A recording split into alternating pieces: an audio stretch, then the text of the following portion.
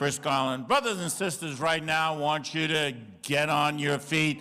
If you're at home, I want you to put your hands together for the president and founder of the National Action Network, the Reverend Dr. Al Sharpton.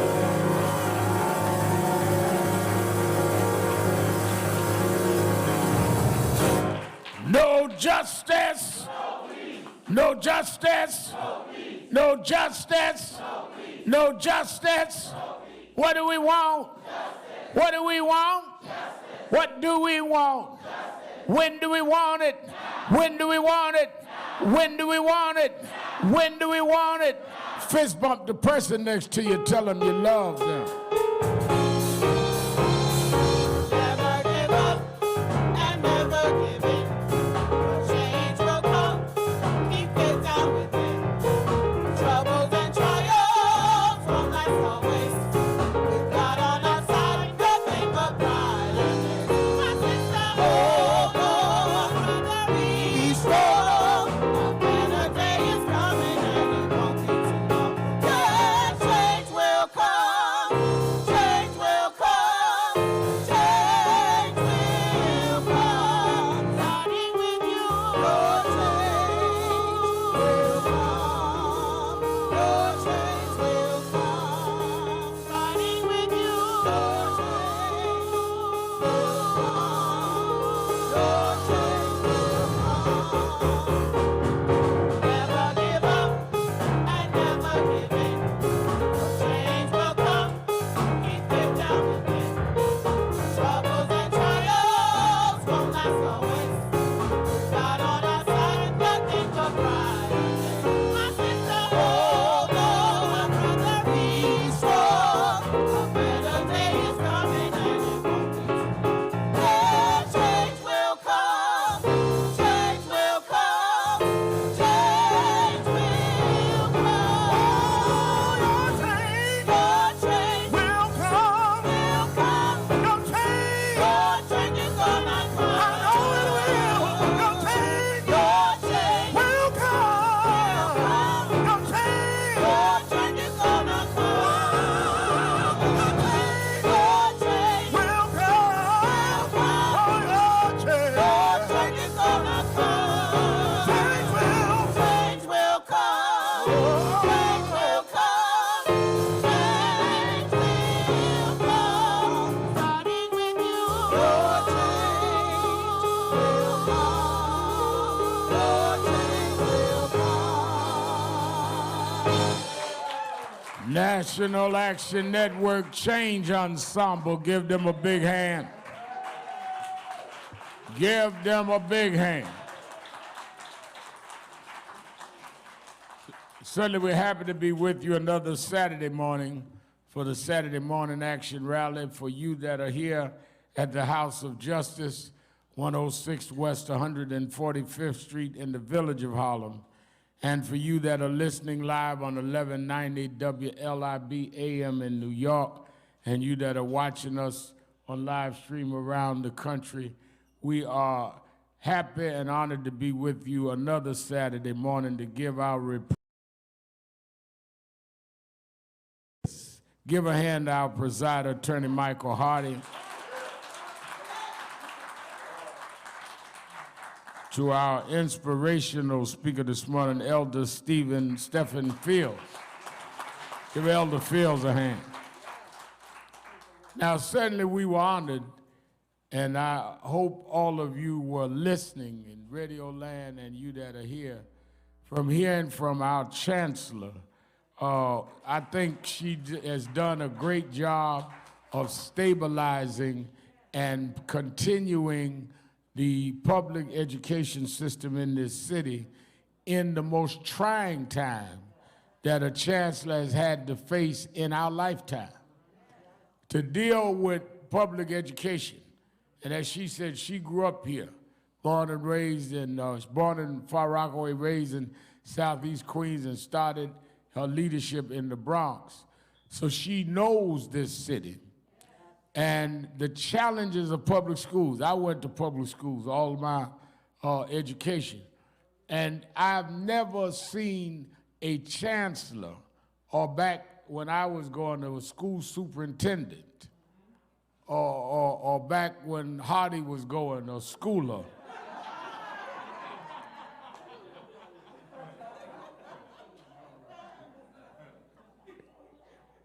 Never seen one that had to deal with getting the curriculum right, getting a whole cohabitation between charter schools and schools right in school buildings.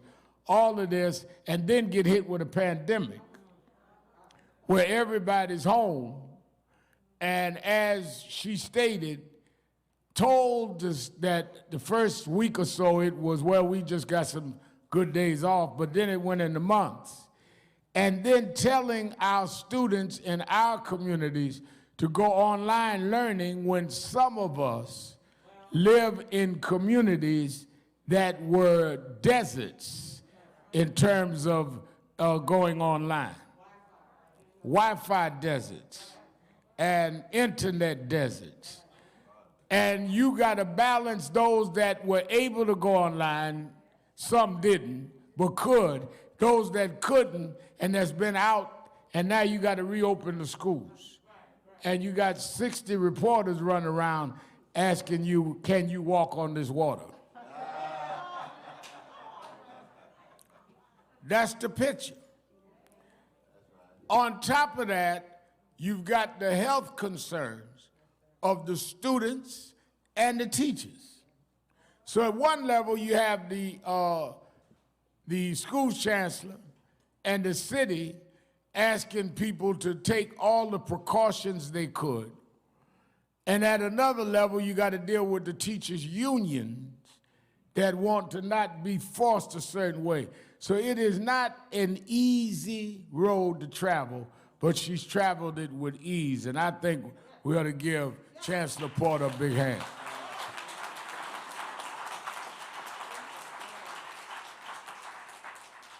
Let's welcome our Impact Television family.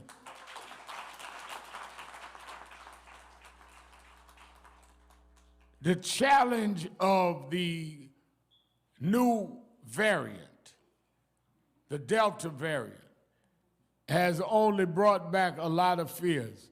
But let me say this, whatever your position is, it should not be one that you feel you have the option of risking others.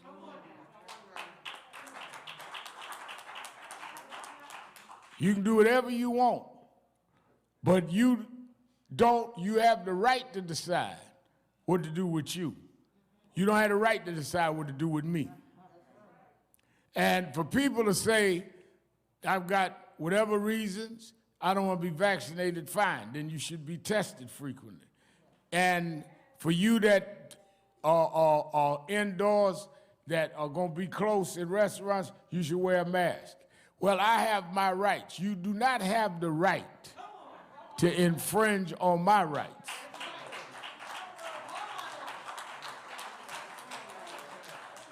And one of the most despicable things that I've seen is the politicizing of this, where now some of the Republican and the right-wing governors are trying to make a political statement by using the vaccination or using the testing as a weapon against Biden and the Democrats. This is not about Biden and Harris. This is about you and yours and our folk in the community. Let's not play games with this. I mean, I look down at the governor of Florida talking about he's going to defund school districts if they mandate face masks. I mean, what kind of craziness is that? Well, you know, parents have the right to decide. Well, do parents decide whether you have the right to drive without a seatbelt? I mean, there's some things government has the right to say. You had the right to decide to stop at the red light. Some things go to safety. And government supposed to regulate and enforce safety procedures.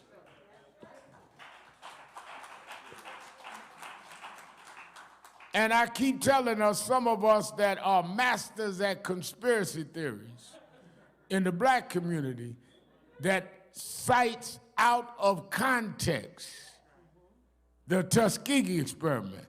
There is reasons now that blacks have a problem with vaccinations. I'm not discounting that. As I told y'all every Saturday, I was just warming up. It took me a while to see that I wanted to take it, but I did, and did it publicly. But don't distort history. The Tuskegee experiment was not that they gave us the bad vaccine, they wouldn't give us the penicillin. It was not, you see what they did to us in Tuskegee. No, it's not what they did to us, it's what they didn't do to us. That's why Chancellor this morning, you need to go to one of them schools she got open on the 13th. Because folk wouldn't know what you don't know if you shut up and listen. You look all deep and well schooled until you start opening your mouth and everybody understands you don't know what you're talking about. I grew up in church, everybody looked holy till they start talking.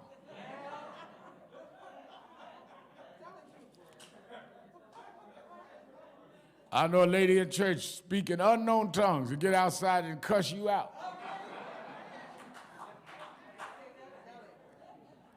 So I want us to take the message and warning and instructions from the chancellor seriously. Give her another hand.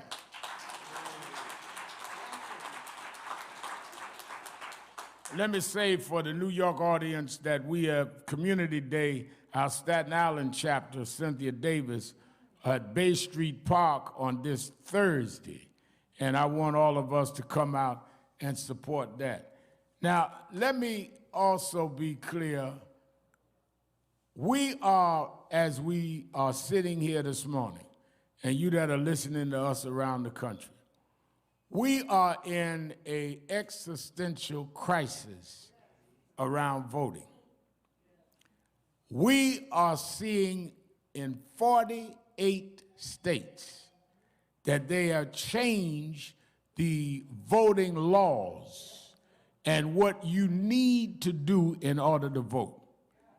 There has not been a threat like this since the Voting Rights Act was signed, which we dealt with on yesterday, was the 56th anniversary of the signing of the Voting Rights Act.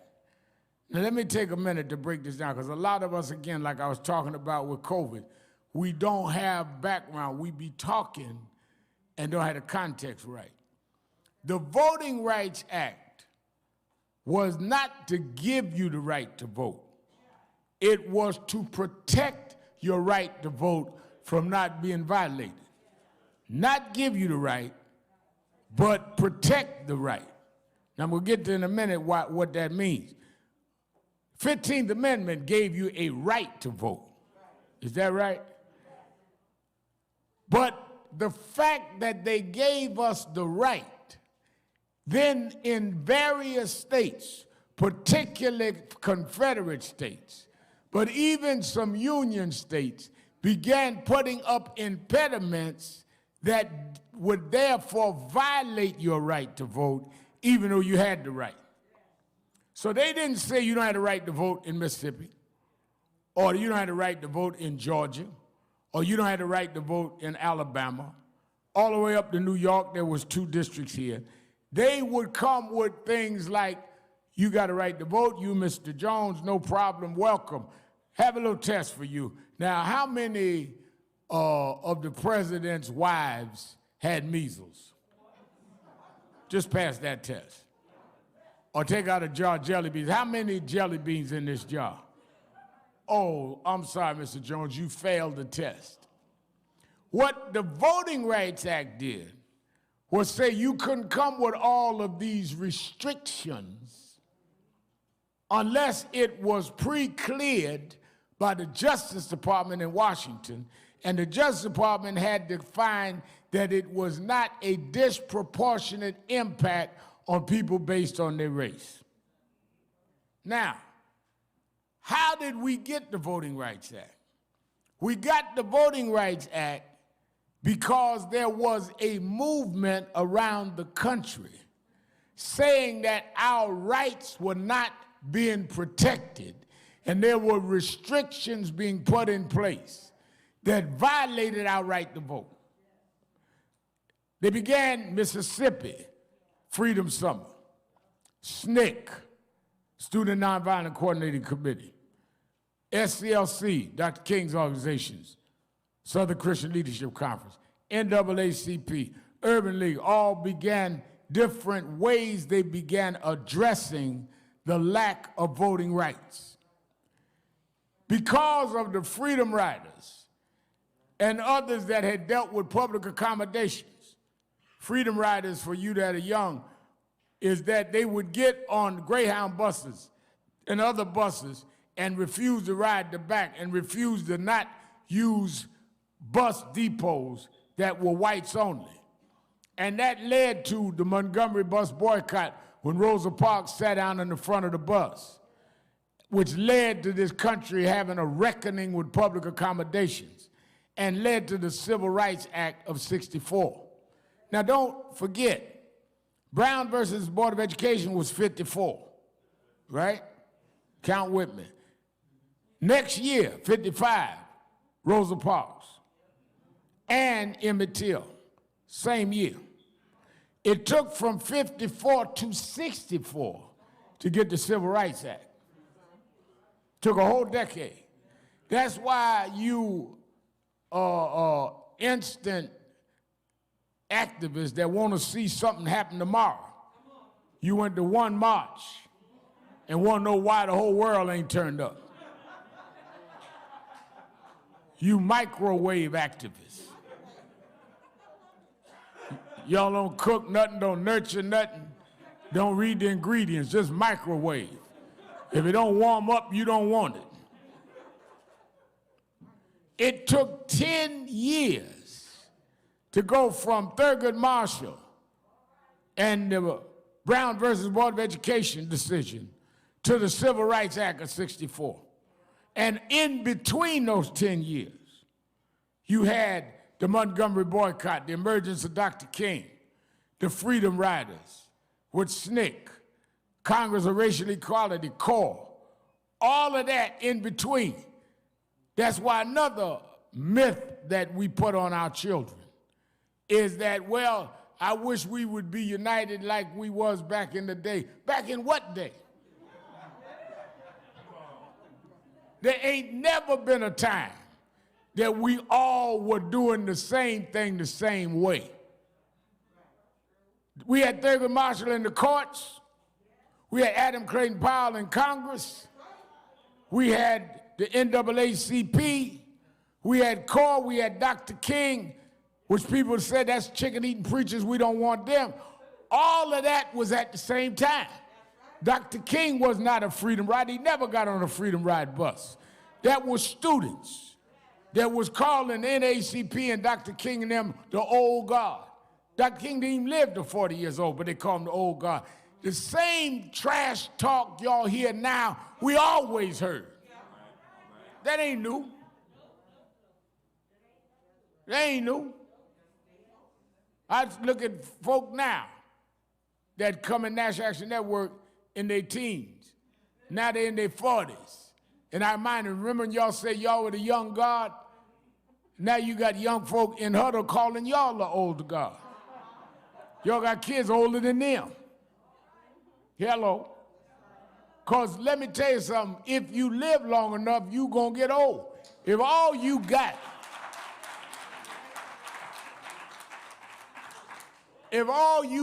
as your calling card is that you young, that ain't enough. You can't take credit for being young, you just got born last. And you made no effort to do that. It's what you do with your youth and what you do with your old age. Young don't make you right and old don't make you wise.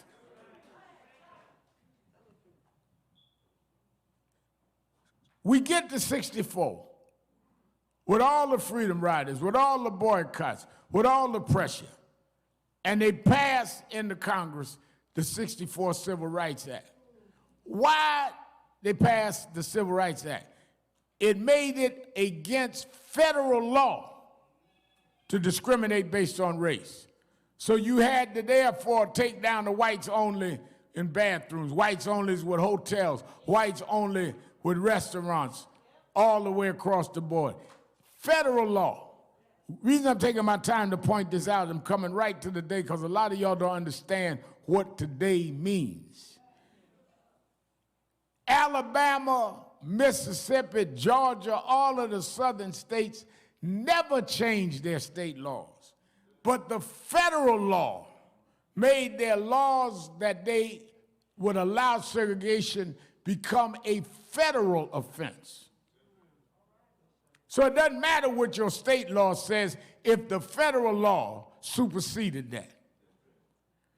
When they went and did that and made that federal law 64, same year Martin Luther King Jr. got the Nobel Peace Prize, they went back through Washington. Ambassador Andrew Young, who was then one of Dr. King's top aides, said that they went through the White House for the president at the time, Lyndon Baines Johnson, to congratulate Dr. King on the Nobel Prize. And Dr. King said, you know, Mr. President, I'm glad, thank you for the congratulations, I'm glad we got the Civil Rights Act signed, but we have need of a Voting Rights Act because in the South and some places in the North, they are giving all kinds of impediments, phony tests, interfering with our right to vote. Lyndon Johnson said to Dr. King, Dr. King, I don't know what I can do with that now. I took all of the political currency I had to get the Civil Rights Act. All of the arm twisting I could do to get senators and all to pass the Civil Rights Act 64. I agree with what you're saying, but I just don't have the power to do that. That's what Lyndon Johnson, president at the time, said to Dr. King. They left the White House, Andrew Young said, and as they was coming down the steps, Andrew Young said, Dr. King, you heard what the president said? He said, yeah, I heard him. He said, the president don't have the power to give us the Voting Rights Act. He said, what are we gonna do? He said, we're gonna go back down south and get the president some power. And they went in the South, SNCC in Mississippi, SCLC in Alabama, NAACP all over the South, and started drumming up movements around voting. Now watch this. In the process of registering blacks to vote and dealing with these little phony set-up tests, in a called Marion, Alabama, birthplace of Coretta Scott King. They killed a young man named Jimmy Lee Jackson at one of these voter rallies. Because of Jimmy Lee Jackson was killed, James Orange, Reverend James Orange, and others got Hosea Williams, who was one of the key organizers under Dr. King. He was a field director of SCLC, to come into Marion and start organizing that we are not going to let the death of Jimmy Lee Jackson to go for nothing. It's always been tragedies that if you had the right activists could turn the pain into power.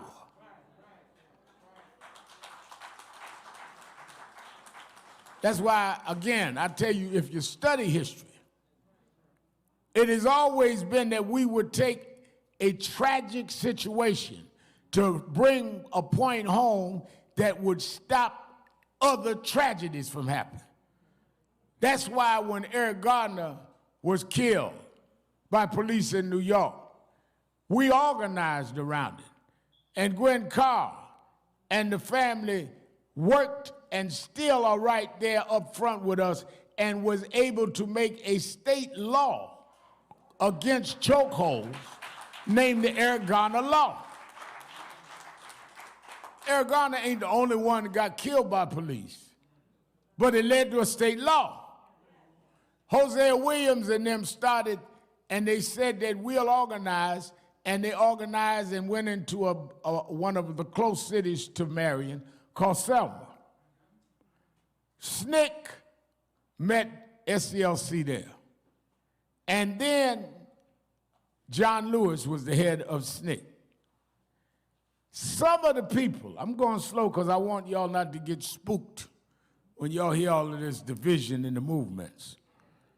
Some of the people in SNCC said, we don't want to be marching with SCLC. Them church folks, we are students, some of us ain't church oriented. Dr. King is in charismatic thing. They used to call him the Lord. Here comes the Lord. John Lewis said, I'm the head of SNCC. I don't care what y'all say. I respect Dr. King. And the cause is bigger than our differences. They made a movie not about a couple of years ago called Selma. Some of that's in the movie. So when you hear friction, like Gwen Carr and I here today, that is always been in the movement. There's always been an argument of who's going to get it in the paper. I used to have a lot of my super duper nationalist friends. We'd be at marches and they'd be pushing the media. Get out the way, move, put that camera down, blah, blah, blah, blah. And they'd be the first ones run home to see if they was on Eyewitness News.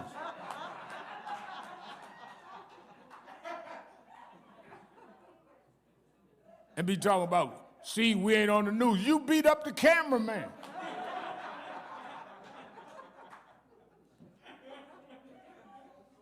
So SNCC and SCLC, they was fighting. John Lewis said, I'm going anyway.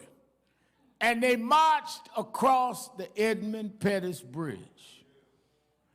The impetus of the march was the killing of Jimmy Lee Jackson in Marion. A lot of that history folk don't understand. Why did they go to Selma? Selma, a little town. You can run through Selma in 10 minutes. Why across that bridge? Because they said they were going to march from Selma to Montgomery. Why Montgomery? That was the state capital of Alabama, still is.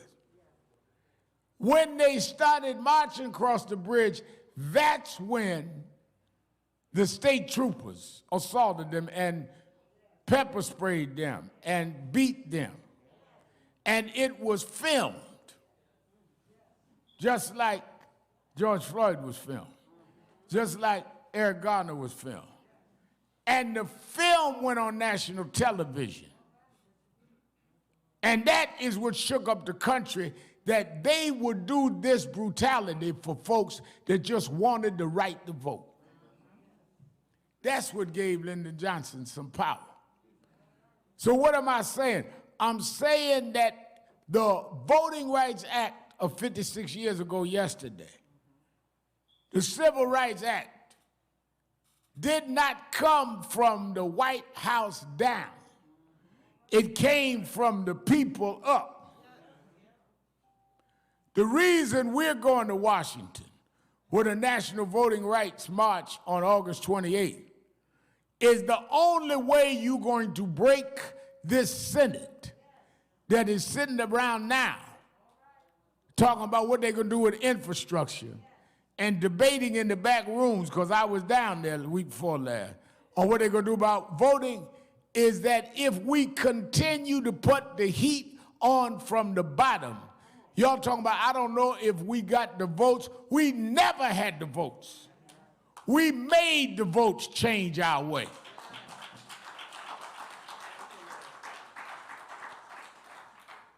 When Eric Garner was choked and we started rallying here that Saturday, we didn't have the votes to make the Eric Garner law. We didn't have public sentiment saying chokeholds ought to be illegal. Most folks, tragedy, shame. But y'all ain't gonna get no law passed. But we kept going until the governor, I know some of y'all waiting to hear what I'm gonna say about the governor. I'm gonna leave that to Hardy.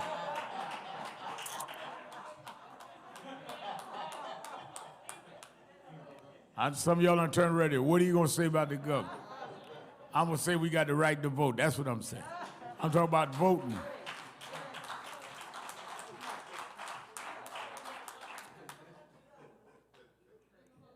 We must understand that when we went to Washington and stood with the Texas Democrats, had our meetings, others marched, some went to jail, Congresswoman Beatty, Congressman Hank Johnson, Congresswoman Sheila Jackson Lee, all that we're doing on TV, all of that builds up. And then on August 28th, the anniversary of the March on Washington, watch this, 58 years that day was the day Martin Luther King and them marched in Washington with I Have a Dream. 66 years that day. August 28th is a special day in our history. 66 years ago that day is the day they killed Emmett Till. In the name of Emmett Till and Dr. King, you ought to be on one of these buses going with us to Washington to protect our right to vote.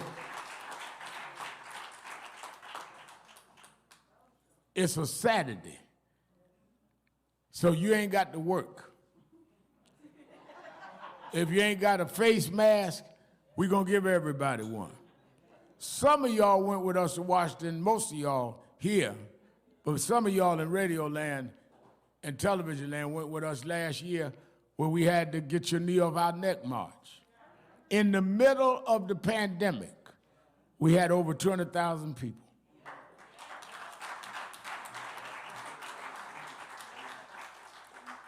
And we gave everybody a face mask, and we took everybody's temperature coming in the march.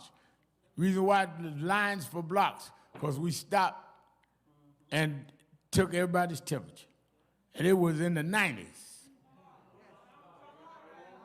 Attorney Hardy worked so hard he passed out, just coordinating it. We had to rush him to the seniors' tent.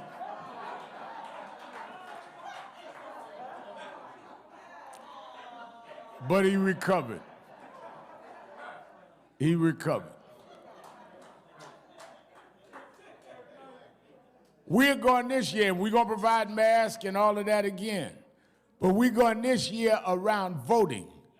Martin Luther King III, Andrea King, who are heading up Dr. King's Drum Major Institute, and others that are joining with us. We had a Zoom call the other night with the leaders of the National Urban League, NAACP, National Negro Women's Council, Dr. Janetta Cole, all of us on the Zoom, all of them supporting the march to be there. Now, those that don't want to march, don't march. But I'm telling you that every time we put feet in the floor and showed thousands of us, senators cannot ignore a groundswell of people because that's how they win office. People tell me, well, I don't know what all that's going to do. Well, just this week, they had run into the expiration date for moratoriums on eviction. Ran out. One woman, congresswoman, black congresswoman from St. Louis, one, Cori Bush, a grassroots organizer that ran and won for Congress, went and set up a tent on the steps of the Capitol and said, why are we going on recess and 3.5 million people facing homelessness? And others came and joined her. And the people that when she started saying nothing could be done went and found a way to extend the moratorium to October 3rd. Don't tell me what can't happen if you stand up and make it happen.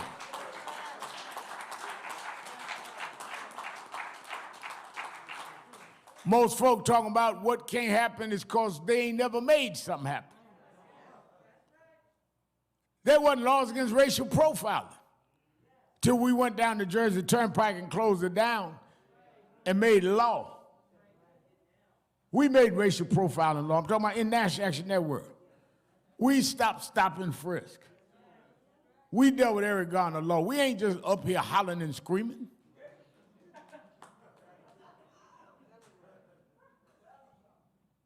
And we are going to pass. We are going to be part of the efforts that's going to pass the John Lewis Voter Protection Bill and Senate Bill 1. And we're going to Washington August 28th to do it.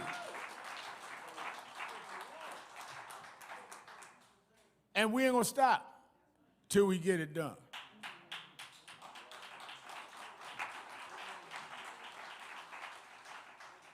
All this about, well, I don't know what voting gonna do. Everything. Who decides the education that your children are gonna get or not get that our Chancellor Porter talked about this morning? It's decided by those elected, they elected by a vote. Who decides that sausage you eating while you listening to me on radio? It's decided by the Food and Drug Administration, which is appointed by somebody that was voted in. Who decides whether you're in a commercial zone or residential zone where you live and you work? It's decided by people in elected office. Sitting up talking about you don't know what voting does not make you militant, it makes you stupid. Because people looking at you, knowing that the very clothes you wear was approved by some government agency to be allowed to be apparel that was sold in stores. Don't sit up and act like there's something revolutionary about not voting. So then protect the vote.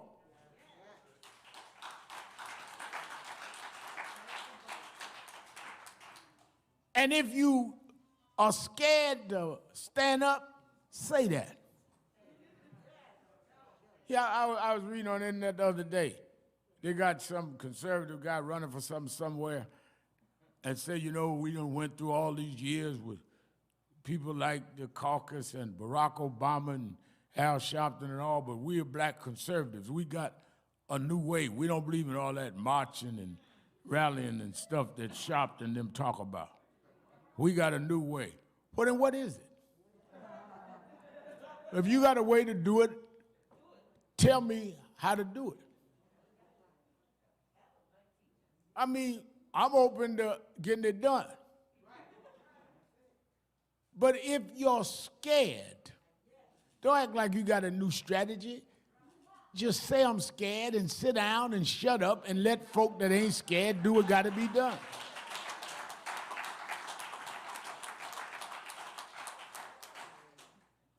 We ain't never won nothing by cocktail sips.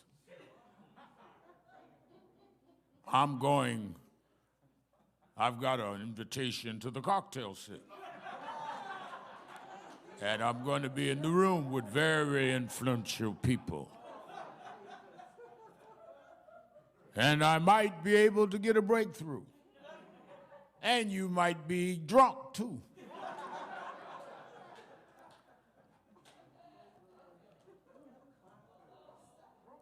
We need to turn out in unprecedented numbers.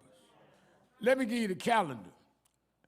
They are going to come with a vote probably middle to late next week. There is likely to be a partisan vote. This is on Senate Bill 1 voting. When they vote that down, the Senate goes recess. They are finishing over the summer the John Lewis bill that has not been finished yet to come into the House and into the Senate. That will be early September. The reason the strategic is late because they are out on vacation. The reason why August 28 is so strategic is that if nothing happens over the summer, they will come back in September and do nothing.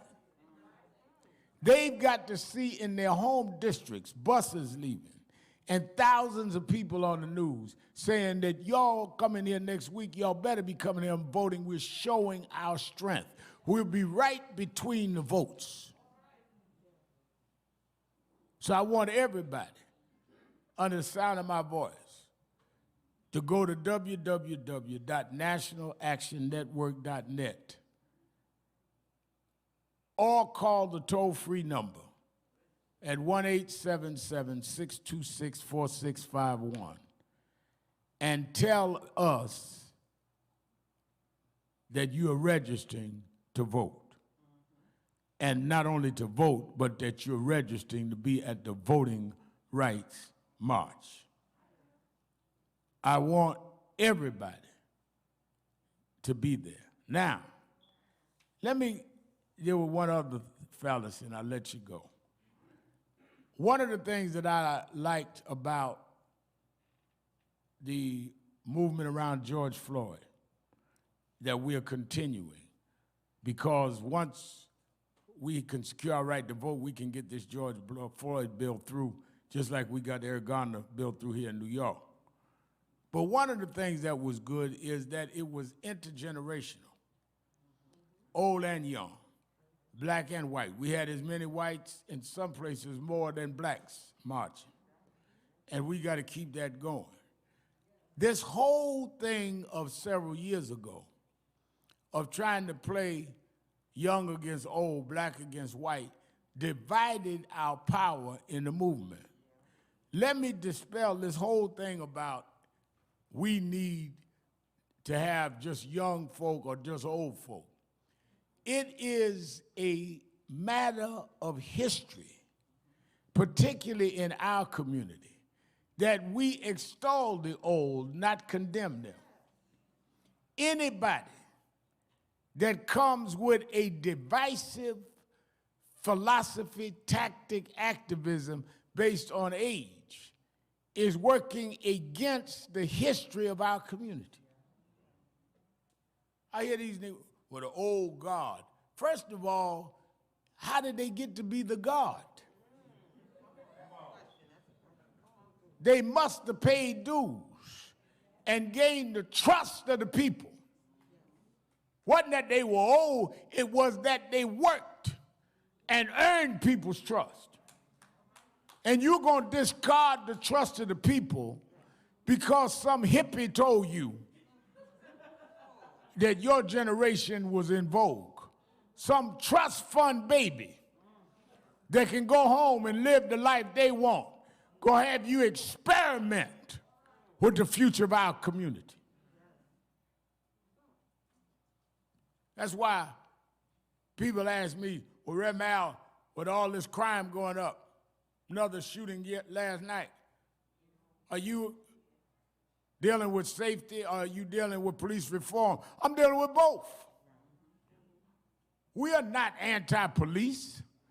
We're anti-police brutality. You don't go in no other neighborhood and ask them to choose between safety and good policing. You don't go over in white areas and say to them, now, you know, if you want safety, you gotta just be cool with the fact your kid may get shot by a cop in the back. You don't do that nowhere else. So in our community, why do you have to have bad policing to keep public safety? Bad policing is a crime.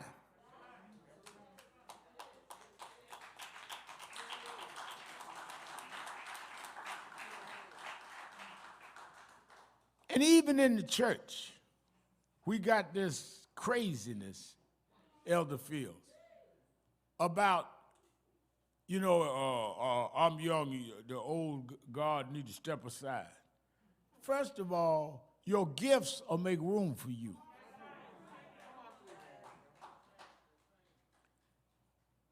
And if you read the Bible is a story of continuity, not confusion. That's why every prophet always laid out that they were a continuation of the prophetic tradition before them. They always would say, I come in the name of Abraham, Isaac, and Jacob. They didn't come saying, I come to uproot the old God. I represent the next link in the chain of the old God. Bring you right into the New Testament, and I'll let you go. There was a moment where Jesus brought Peter, James, and John up on Mount Tabor. And read the scripture now. When he got on the mountain, they said all of a sudden it appeared to them. This is their report now. It appeared to them that Jesus brightened up, lightened up, became like a blaze, like a force of nature. And when they looked, Jesus had stepped up and was talking to Moses and Elijah. They call that, that's why they call that mountain now the mountain of Transfiguration, where before the eyes of of John and Peter, Paul, and James rather, Jesus had transfigured right before their eyes. But what you missing in that is what was the basis of his transfiguration. The basis of it is that he was talking to Moses and Elijah. Not that he was talking to the young bucks. He was talking to those that had laid the trail before him. Because if he was not in line with Moses and Elijah, he could not have been who he said he was. It was no accident that Jesus wanted to be seen with Moses, who led the Exodus, Elijah, who was the prophet, because he came to fulfill the old God, not to uproot it.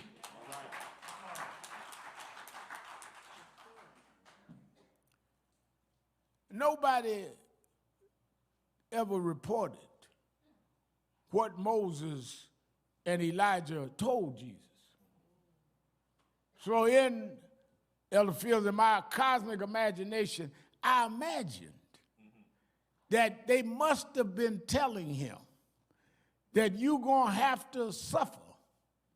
You're going to have detractors. But if you fulfill what your father has sent you to do, you will have the victory. Moses probably told him, you know, I led the children of Israel through 7 plagues on Pharaoh. I led them when they were in bondage, had to work 300 years and never got paid. And I broke Pharaoh's grip and marched them to the banks of the Red Sea. And after doing all of that, they turned on me. Stood at the banks of the Red Sea and said, Moses sold us out. He's a sellout. There's a trick from Pharaoh. Can't trust him. The folk that I liberated turned on me. But at the point of their desertion, that's where God stepped in. At your weakest point is where God will say, you ran out, this is where I'll run in. God will step in when you can't stand no more. You may be going through something now. Hold on, because before you fall, God will catch you before you drop.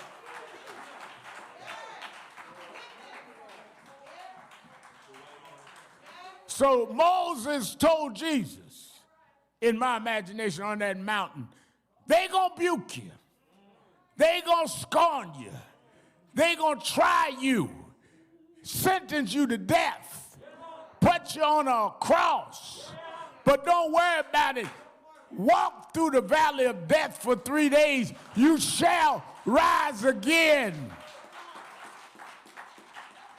Only a Moses that had to stand there and hear those he fought for condemn him.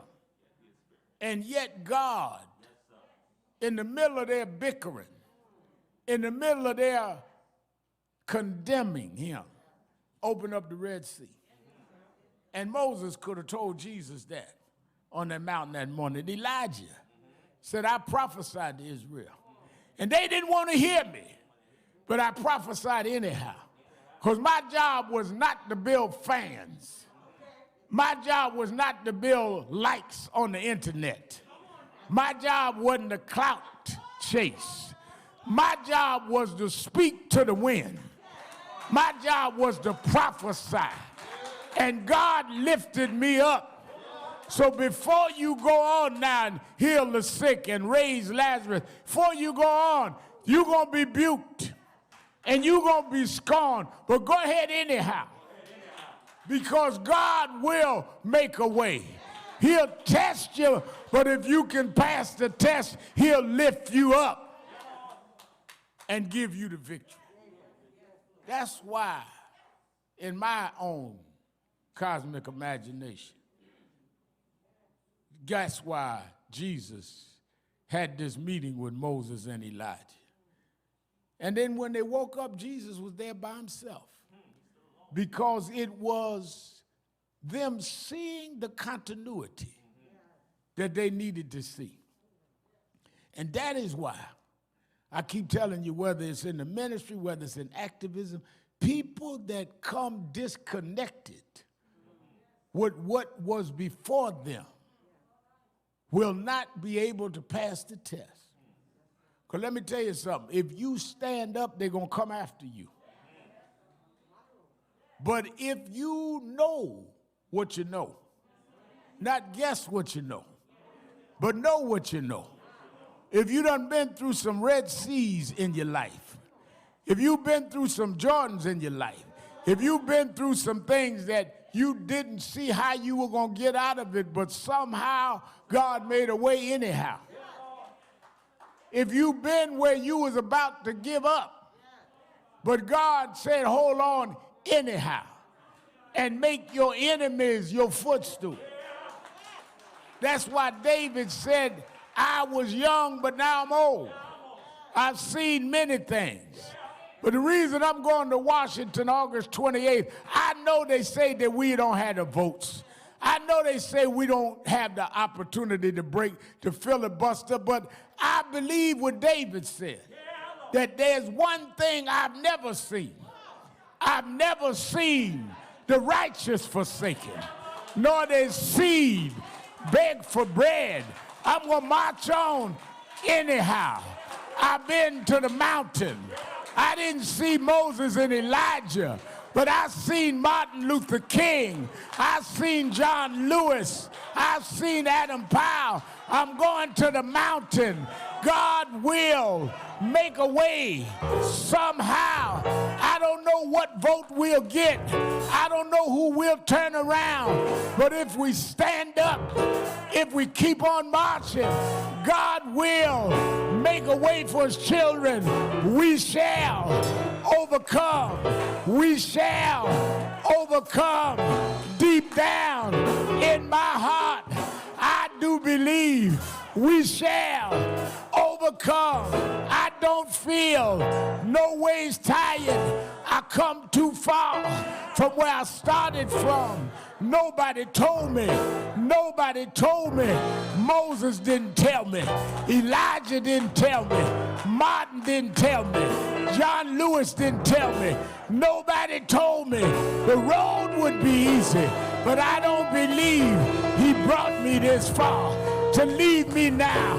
I don't feel no ways tired. I don't feel no ways tired. Come too far.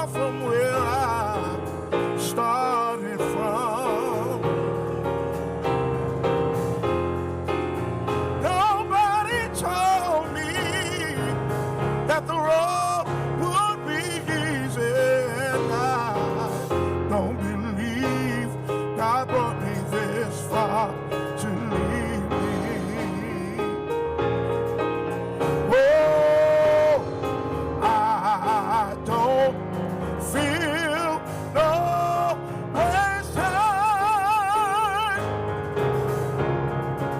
I've come too far from where I started from. Nobody told me the road would be easy, and I don't believe he brought me this far. I don't believe he brought me this far. I don't believe God brought me this far. Don't believe he brought me this far to leave me. Everybody's singing. Everybody's singing. Everybody's singing.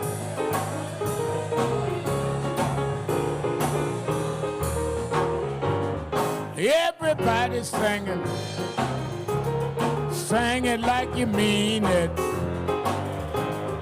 Sing it like you mean it.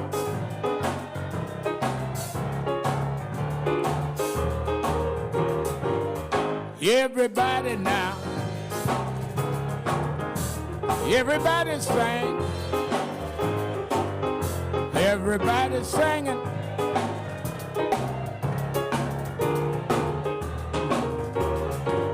I'm going to open the doors of the movement. There may be someone here today in the auditorium that never joined National Action Network. You hear us on the radio. You see our activities on television.